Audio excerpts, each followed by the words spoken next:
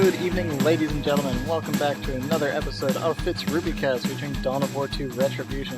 In case you didn't notice in my last cast, I've gone ahead and upgraded to full 1080p cast here, and I've upgraded my hardware, so now we're streaming in full ultra graphics and maximum everything, so bringing the true beauty of this game on out, and the frame rate should be nice and smooth, and I figured what better way celebrate that than a nice big epic 3v3 game. So, nice big team battle here on Argus Desert Gate. Let's take a look at our players. We've got Steam Bugs, our OP, as our Plague Champion, Fluffy Panda as our Farseer, James as our Green and White Ravener Alpha, Dark Riku as our Apothecary on the red team, Viruz as our Commissar Lord, and NoisyElmo as our Hive Tyrant. So, a lot of good players here today. Taking a look at the map, it's Argus Desert Gate, of course, so we've got 3 lanes here. You can see this center lane is 2 victory points and a few resources. And the left side, the western part of the map, is pretty much just a resource lane here, and separated by a wall going up the center, but it's that can all be destructible, of course, especially with the Hive Tyrant running around down there. And by late game, those walls are generally gone. And the top point is the contested victory point and power on either side. So we'll see how that goes. Great garrison up top with a lot of HP overlooking the top victory point, so that tends to be a pretty heavily contested spot right there. So let's go ahead and get this started. We can see a lot of DLC on the field right now. We got some Death Corpse of Krieg over here and some Craft World Althway for the Farseer. So that's looking pretty cool. And looks like a bunch of range squads coming out for everybody across the map right now as the teams move out across the map and capture their ancillary resource and victory points right here. Overall, in this map, you'll generally see middle get a bit neglected with nothing but a couple capping squads, and the teams will either decide to push the bottom resource lane or just go for the top push right off the bat, and top's very good to control early. If you can win the first engagement, this victory point is generally pretty easy to lock down. There's a lot of green cover all around up here and some walls, and as I mentioned before, this great garrison that can really help you lock down the point. So meanwhile, we're having our first engagements right now. A couple little skirmishes back and forth. The scouts and termagants peppering away at each other real quick. Meanwhile, the Apothecary is coming up. Dark Riku gonna go ahead and have his first battle with James on the forefront here. It's looking pretty good so far. You can see Viruz is up here supporting with his guardsmen a little bit. And it looks like we're seeing the double top that I was expecting from Fluffy Panda. 3 guardsman squads hammering those tags. Luckily, a heal from the Apothecary is going to make sure all 3 of them get out of there. They were in a bit of trouble, pretty low HP really quick. And down on the resource lane, we can see NoisyElmo and Steam Bugs, our OP, going at their first battle right here. We got 2 Termagants and Hormagaunts versus Double Heretic and some tactical Chaos Marines. An excellent looking grenade barrage right in the middle of both of those Termagant squads doing some excellent damage. A Doom Blast right there trying to keep those Hormagaunts at bay while the grenade launcher heretics can escape. They will get shredded by that melee. And meanwhile the Plague Champ and his Chaos Marines going ahead and trying to kite around that Hive Tyrant a little bit. Meanwhile, up top, after pushing back Dark Riku, Viruz looks like he was hanging around in the middle a bit too much and unable to support. Ravener Alpha Tunnel here, ready to move in more troops whenever necessary, but that gets crushed right off the bat. And we can see Fluffy Panda and James gonna go fall back to the cover here after decapping the resource points. Looks like Viruz is doing a good job of harassing with his Sentinel to go ahead and bring that victory point down to nothing. Meanwhile, NoisyElmo is still harassing and trying to push back Steam Bugs or OP and keep control of that center victory point lane. Or the left victory point lane, I'm sorry. Meanwhile, it looks like Dark Riku is going to get pushed back yet again by the heavy ranged firepower of all these Guardians and Termagants. And of course the Ravener himself. Got himself a Devastator set up. Looks like Looks like James is going to flank with these Hormagaunts, but they're pretty low. I'm not sure if they'll get in past those guardsmen. Yeah, he decides to go ahead and pull out of that. And without the Devastator getting forced into melee, there's not much going to be happening for the rest of the squads. He went ahead and got out of there with minimal losses. Here comes another great grenade barrage. Looks like it's another spot-on precision strike right into the pile of Termagants. But this time he does have to fall back because the Hormagaunts made it in against the other squad of heretics. Only the aspiring champion escaping from that. Meanwhile, it looks like NoisyElmo lost his Hive Tyrant in the middle there briefly. Missed that engagement. 3v3, a little hard to capture all the action, especially on a map like this where you have two sides of the map that are both a lot of action on both opposite sides. You can see we've got a bit of a predicament here with a suppression squad on either side and neither army having anything to deal with that right now.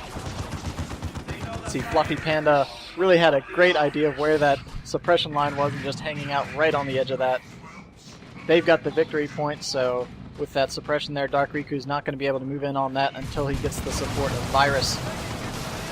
He's moving in now, Guide casted on top of the Guardians. That Sentinel has to be very careful against 3 Guardians and a Shuriken Cannon. It's going to drop its HP very rapidly. The Farseer is going to start taking a swing, but a Stomp deters her and knocks her down. It looks like it'll be alright for now.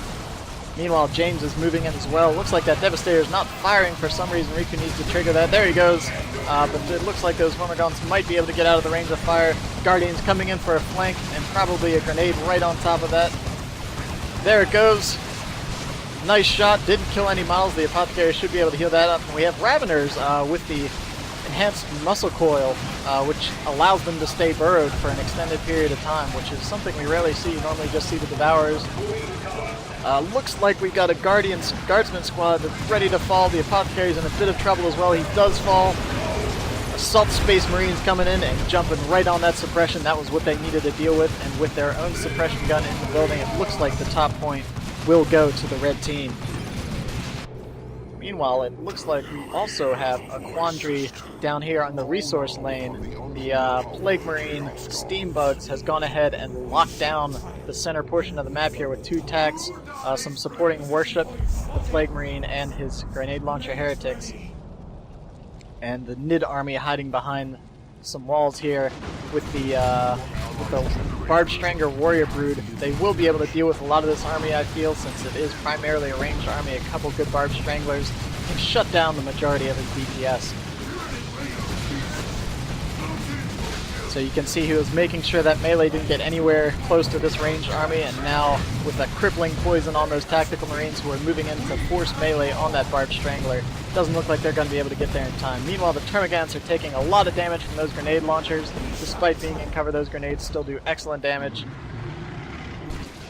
And we can see the big pile of Nids and Eldar moving on out, gonna push back on this central victory point. An excellent grenade! Nice shot, taking out several Hormagaunts right there. And possibly, yep, the whole squad went down. Good play. NoisyElmo probably splitting his attention between the 2 fronts right now. Didn't quite get those out of there in time. Our temple's dark majesty grows with our power. So you can see all 3 players on the blue team go into tier 2 already, while 1 on the red team. Virus going an extremely light tier 1 force. It looks like he built the majority of the generators for the red team. So that's always something to keep in mind in a team game. If you have one army that's wreck heavy and one army that's power heavy, have the power heavy army build all the power, and if you're wreck heavy, you can use that and make sure you have a reasonable force in tier 1 to hopefully lock down some points early and secure your spot. An Altar call-in coming right in on that Devastator. Unfortunately, didn't wait long enough for them to get set up, and they managed to get out without taking any losses. Meanwhile, the Guardians getting torn up by the Apothecary and the Assault Space Marines. The Apothecary with his Sanguine Chainsword, giving him a lot of HP regeneration and some heal on strike. Mind War on the Farseer, suppressing these Assault Space Marines and buying some time for her and the Altar to get some reinforcements from James the Tyrannid. Some pretty good team play here so far we're seeing. Meanwhile, on the bottom of the map, it looks like NoisyElmo's lost his Hormigaunt squad. There it goes. And the Barb Strangler moving in, trying to deal with these various range squads, but they are quite low. They're going to need to be very careful there. Oh no, there goes the first Synapse Bomb. He's going to try to move in these Spore Mines, but Havoc squad has gotten set up in the back. Those warriors need to get out of there. The Spore Mines are moving in. Looks like they're going to get a shot, but none of them... Oh, there goes one detonation, but ultimately to no avail. NoisyElmo having a bit of trouble on that side. It's really been going back and forth, but he's lost his power farm and now has a brood nest set up down here. Up top you can see the victory point is contested. No one owns it quite yet. There's just been a lot of battling back and forth. Altark on the field. You can see James is now purchasing a Zoanthrope to help deal with all these guardsmen and ranged Space Marine squad. He's going to have to be careful and watch out for those assaults, but other than that, the Zoanthrope should be a pretty good choice. Fluffy Panda was purchasing a Wraithguard squad now and choosing instead to get some armor on the field in the form of a Falcon transport. The Guardsman squads are a bit outgunned. They're falling back to wait for the support of Dark Riku. They're hopping into that garrison for a little bit of relative safety there. There goes the assault jump right into the pile of mids, focusing that Altark, but some good positioning of the Guardians for support, and of course the Zoanthrope firing on them as well. They're going to have to be pretty careful right here. Manticore's on the field. Nice reaction speed with Fleet of Foot, managed to get all the Guardians out from under that. The Manticore obviously very useful in team games. You see it a lot more often in team games than in solo. It's fired into the big blobs that tend to accumulate over time in these bigger 3v3 games. Having a bit of a duel between the Farseer and the Apothecary. Nice looking grenade, just barely missed, and the Farseer needs to be very careful. And the Commissar just barely missing. Oh, and one final shot with his golden pistol sends her to the ground. Meanwhile, the Falcon is now on the field, crashing through a wall, and gonna go ahead and put some fire and help reinforce on the field. Both those Guardian squads were very low. They probably could have tried to hang around and reinforce off the Falcon, but probably wasn't worth the risk, even with the Raveners tying up these tactical marines. Quick heal by the Apothecary saves all of them once again. And here we are back in this standoff yet again at the bottom. Neither player quite has the advantage on the other. The the Plague Champion just locking down his side of the map, and NoisyElmo not really having much option to deal with that. Commissar Lord's in a bit of trouble. I'm not sure if he's going to get out of there. Looks like he got out just in time, got a little heal off his stubbornness once the Assault Space Marine showed up. And a Devastator squad still in this building up top, trying to make sure that victory point doesn't get captured. There is going to be a lot of fire on that, one way or another. Another Manticore strike happening right on the victory point. Make sure no one takes that, at least delaying the inevitable cap. NoisyElmo now deciding to come up top, going for the triple top push. Meanwhile, leaving some Bardic Strangler warrior broods back behind a wall to try to slow down the advancement of the Plague Marine. He's going to need to keep an eye on those if he's microing up top, but ultimately a pretty good strategy, if only a delaying tactic. Looks like they did get out of there with only one loss. Victory points pretty back and forth right now. A slight advantage to red, but not much. You can see the blue team is now all going tier 3, and Steambugs are OP, already tier 3, and getting himself straight into a great end clean one. Virus, meanwhile, getting himself some Ogrins to bring onto the field. This Falcon in a bit of trouble, and again we see that Hive Tyrant Venom Cannon putting itself to work now that it can fire on the move. A much bigger threat to tier 2 transports than it used to be. And now an excellent flank by both Dark Riku and NoisyElmo getting on the far side of this Plague Champion. He wasn't quite ready to deal with that. Did manage to get a Havoc squad up.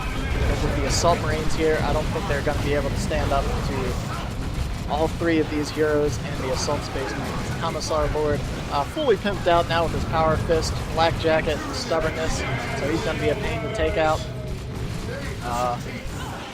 Looks like that